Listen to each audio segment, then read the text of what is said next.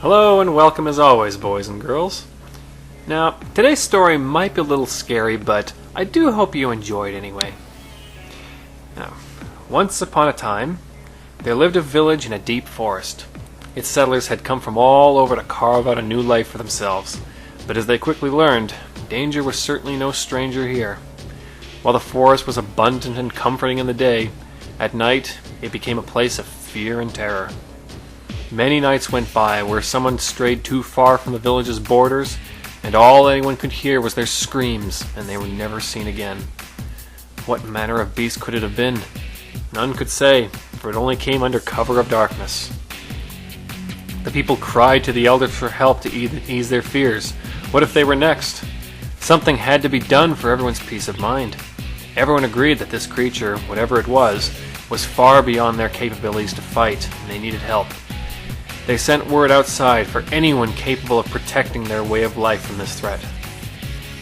Some days went by when a letter was received to the elders, and it simply said, "Bring the village to the fields tomorrow at high noon, and your fears shall be put to rest once and for all." It was a strange request, but the people were desperate, so on the promised time, everyone had gathered in the fields to await their savior. None could say they weren't surprised when a great shadow suddenly passed over the field before circling around the land. It was a dragon, shining red scales covering its large body, maybe 15 feet long. It was still a juvenile, but a powerful creature nonetheless. It folded up its vast wings before looking over the apprehensive crowd. "Please, please, do not be afraid," the worm spoke. "I have not come to harm you, but to respond to your request. You wish to be protected from the predators that dwell in the night, did you not?" Everyone nodded. They were hoping this meant what they thought it did. "Very well then. All I require is sufficient food to sustain myself, and I shall watch over your village. I have taken up residence in a cave overlooking the forest, and I can see all that happens down below. Do not worry. You shall sleep safely." With that, the dragon spread its wings once more and flew towards its cave up above. Naturally, the people were delighted that such a creature had taken pity upon them. Sure enough, that night, all was quiet. It seems the dragon's mere presence was enough to scare away the monsters that came out after dark. That morning, a very generous offering was given in appreciation. The years went on, and it became routine. Tributes were given to the dragon, and the dragon continued its ever-vigilant watch. The dragon had over the years grown larger and thus more hungry, but the people met its demands. After all, a larger dragon is only more effective at doing its job, is it not? One day, a young man named Jared was the one appointed to deliver the offering. Once it was loaded to the cart, he hitched up the horses and began the journey up the mountain path. Jared was always one to use his own thoughts to pass the time, so he found himself looking down at the view of the forest and ponder. Indeed, one could see all the woods from up here. It was hard to believe such a place used to frighten his people for so long. He found himself wondering what it was that terrified them so far back. When he arrived at the dragon's cave, he saw the dragon had been busy hollowing it out to make more room. The dragon was absent, however, likely out on one of its routine flights. Jared had never seen a dragon's lair and found curiosity pulling him forward. It seemed the dragon had amassed an impressive hoard of treasure over its life. He certainly wasn't fool enough to disturb its possessions, but still couldn't help but admire it. That's when something caught his eye. It was a sword, lying amidst the coins in one corner of the room. It looked familiar somehow.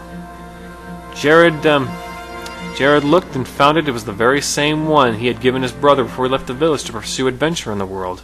How could the dragon have found it? "Admiring my collection?" came a booming voice behind Jared, as he turned to see the dragon standing in the entrance. "Oh, yes," he said nervously. "I'm sorry, I just came up to drop off the offering." "Of course," the dragon replied. "It is much appreciated, as always." Did you find this sword? It was my brother's. Is he all right?" The dragon pondered for a moment how best to answer this question. "Tell me, did anyone in your village ever manage to catch a glimpse of whatever had been attacking it before I came along?" Jared was puzzled at the dragon seeming to change the subject, but He answered that no, nobody ever had. "Would you like to know?" the dragon asked. Curious as always, Jared nodded. It was a young creature, and thus lacked the intelligence that would come to it later in life. It seems it had found its way to the village and saw it as an excellent source of easy prey, and thus would hunt its inhabitants by night when it had the advantage.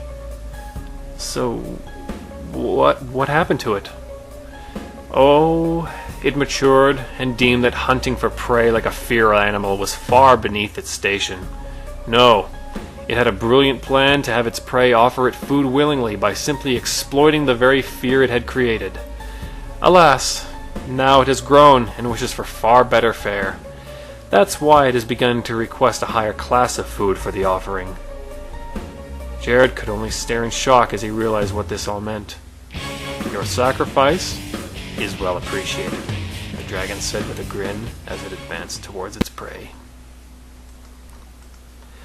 A scary thought, isn't it, boys and girls?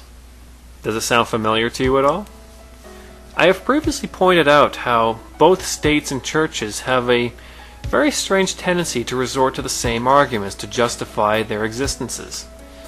This is no coincidence, because they are both founded on the same ideas, to protect us from an unseen danger. But I wonder, which is the true danger? If you wish to slay these dragons, you won't do it through force of arms. Not only are they powerful beasts, you would face opposition from the very people exploited by them as well. To them, you, the unbeliever, are the monster. No, you cannot win if you attack your enemy at its strongest point. It is well prepared for this. It does have a weak point, however. While the dragon would have people believe that if they depend on him, the truth is the opposite. Just as the dragon would starve and be outmatched if its people turned against it, religion without believers would be a religion in name alone, and a state where all people did not recognize and acknowledge its power would be just as helpless. Disbelief is the weapon with which to fight all of these things.